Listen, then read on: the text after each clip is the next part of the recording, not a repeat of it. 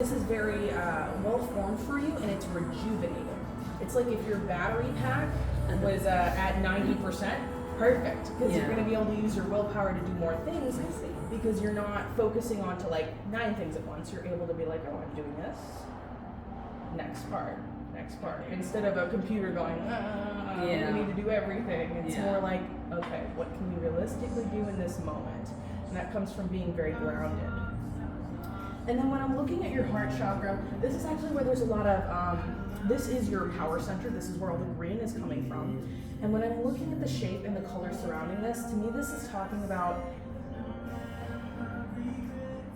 allowing yourself to express the emotions that you're feeling. And at times, if you feel you're putting some of the more heavy emotions to the side to make space for others because you feel you need to actively listen to those that you support. When I see the light blue in the heart, this is telling me that we are putting aside some of the heavier things that may want to come out at times. Because it's kind of like if you are aware that everyone is a plant and some people are oversaturated and they need your help, but they may not be able to actively hold space for you. It doesn't mean that you still don't have to release that energy, essentially. So allowing yourself to communicate to others when you need active space for active listening so you can communicate things. And it's okay, it's the life story aspect. You can release that storyline because in truth, like, we just all need to have space to express what we're feeling and what's being held there so it can move through the system. Because the longer we hold it back saying it's like not worthy to be expressed because other people need space, that exhausts us and we carry more with us.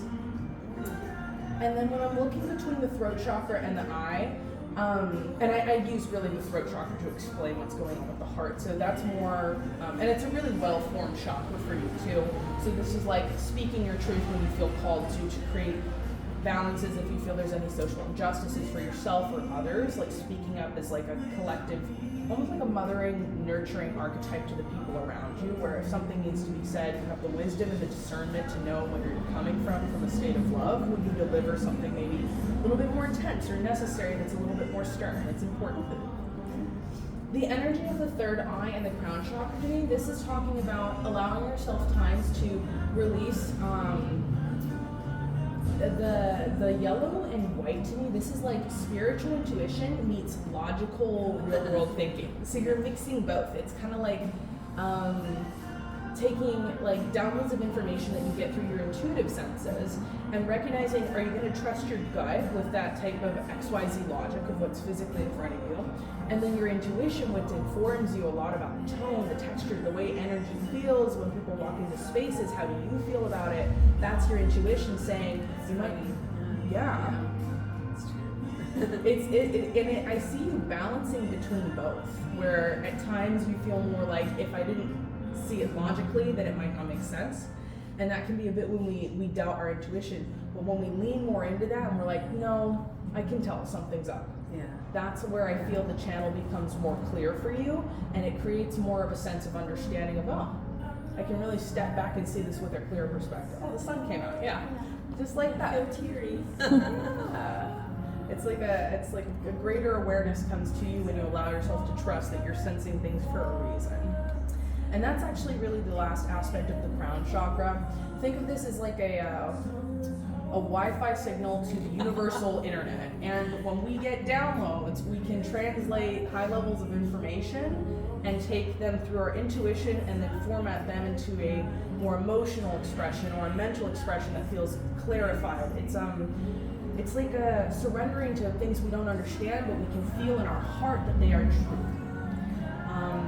The best example for the crown chakra is, imagine something had happened 5 years ago that was very difficult, but had that not happened, you might have not met that person or gotten that job and had that coffee there or someone gave you the card. That is the crown chakra creating the connections, but it comes through surrender because we don't have a greater understanding of the whole internet. We only have the one piece. And that's essentially the energy that's the white in the aura in your headspace that's coming through, that's saying, you know, there is a greater picture to every piece that you're in. It's like that divine intelligence. And then the energy that's exiting your field here, it's appearing to be a bit of a shadow grain. So this is saying that right now wouldn't be the time for you to be trying to over socialize yourself. It would be more of a time to say, what is it that really matters to me that I'm releasing emotionally, mentally, physically, spiritually, memories that have affected you from the past that you're aware of and grateful to be those versions of yourself, but now you're at a new level. You know, just honoring what it means to go internal. Kind of like a plant going into its winter moment where it's like getting ready for spring, but it needs the final nutrients when it goes back to itself. So just giving yourself that awareness in your communication that at times if people need your space right now, letting yourself use those boundaries you've cultivated to say my pot needs to be for me right now. Yeah. But overall, that's what I see for you.